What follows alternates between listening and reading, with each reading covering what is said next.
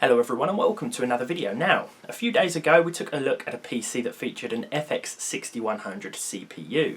Now this PC needed a little bit of an upgrade in order to get it gaming again, and so I paired it with a GTX 1050 and 8 gigs of DDR3 RAM. Now this allowed us to play a few modern titles with 30 frames per second at least at 1080p, but I couldn't help notice that the FX was still slightly being held back in some instances, believe it or not, by that 1050, which I didn't think would actually happen.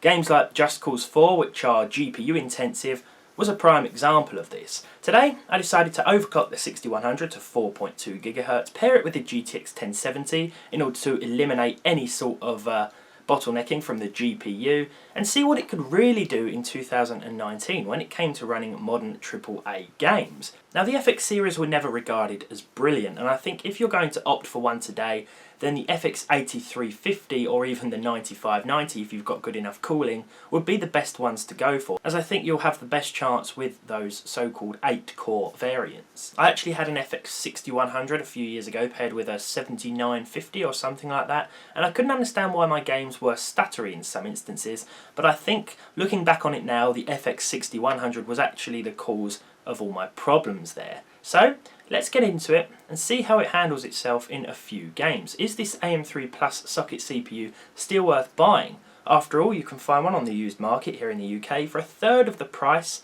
of the cheapest Ryzen 3 CPU. So it may seem a little bit tempting, but I want to tell you straight off the bat that it probably shouldn't be considered, especially if you are going to pair it with any modern graphics card, and especially one like a 1070. It's an unrealistic pairing, but it should allow us to get the most out of this CPU. So if we start off with Battlefield 5, the first thing you'll notice is that most of the time the FX 6100 will be maxed out at 100% usage. Now this did affect the 1% and 0.1% lows that you can see on screen in the top left corner there, and there was quite a bit of stutter throughout. And as the on-screen action heated up, there were certainly a few more frame drops here and there, which overall did impact performance just a little bit, and we couldn't quite retain an average of 60 frames per second, which the 1070 should be more than capable of when paired with a more powerful processor, especially at these settings. We were using the low preset here, with VSync turned off so that we could achieve the maximum frame rate that this system would allow, which, as I said before, did not exceed 60 FPS, even using low everywhere. Now, Watch Dogs 2 is a slightly older game, but even so the FX 6100 was again maxed out here with 100% usage, and the GTX 1070 wasn't really being utilised all that much. Again, we couldn't achieve 60 frames per second, and the 1% and 0.1% lows were certainly fluctuating as we made our way through this first level, but it didn't really feel all that stuttery, so to speak. There were certain moments of slowdown and the occasional freeze, I'll even admit, but aside from that, the experience wasn't as bad as it was in Battlefield. It's certainly clear though that the 1070 would certainly benefit from a faster CPU, and because it's running at 100%, you can see that this is the FX running at its absolute maximum potential. There would be no point in using anything more powerful than this GPU. Now Doom isn't so CPU reliant, and so we saw pretty decent results here, again at medium with 1080p. 80 frames per second seemed to be the average here, as you can see by the live statistics in the top left corner, but we were experiencing stutter yet again. We saw some pretty low 1% and 0.1% figures here, but overall this really wasn't an experience that was off-putting, shall we say. I could easily play through the game with these settings and this frame rate. Bear in mind, as the action heats up, just like in Battlefield 5, you may experience the occasional slowdown, but it was nowhere near as bad as it was in Battlefield here in Doom. And I think the game still looks pretty impressive, even with the medium preset. Now Fallout 76 really struggled. Although the FX 6100 wasn't really being utilised all that much, we saw huge frame drops here and there, and we weren't able to achieve 60 frames per second, or anywhere near in fact on average, with a combination of this CPU and GPU. Now I know from experience that the 1070 should be able to handle 60 FPS just fine, but here the figures weren't all that great. In fact, when I was finished recording this piece of gameplay here, the game froze entirely, and I had to Control-Alt-Delete and start all over again.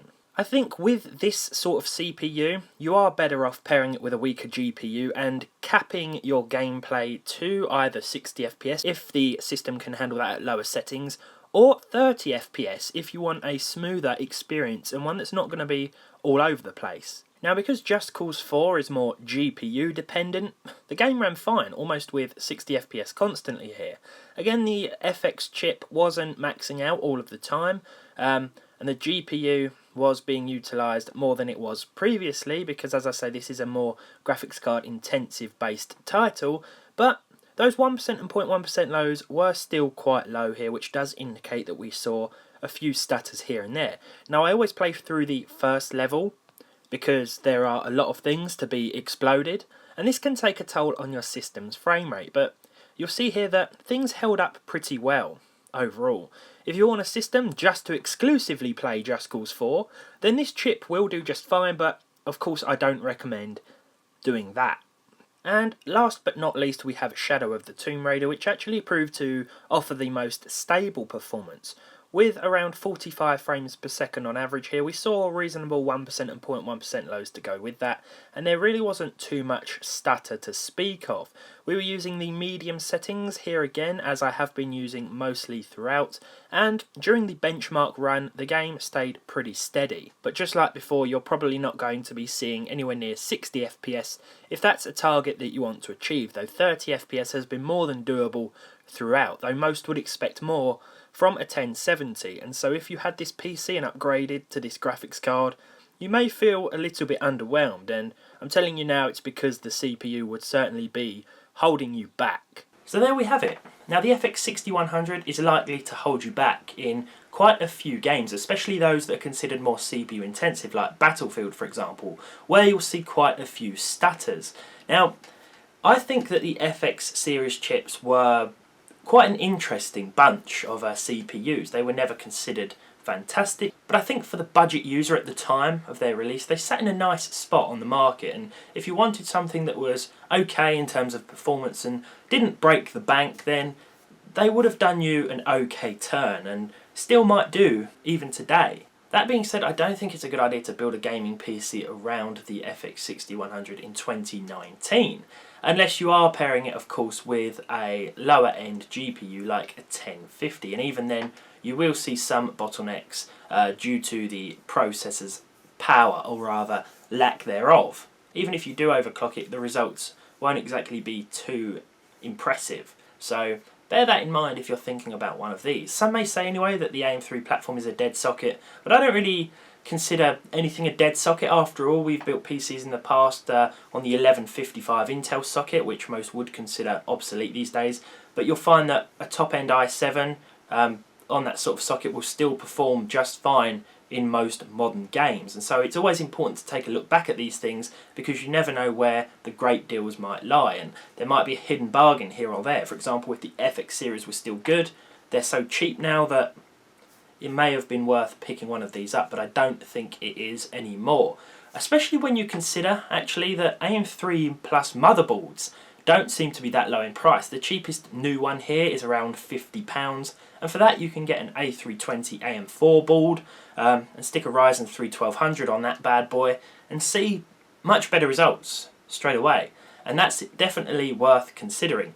My advice would be, if you're thinking about an FX chip in 2019, just get the cheapest Ryzen that's on the market, because the results will be a lot better. And you've got that upgrade path too, should you need it.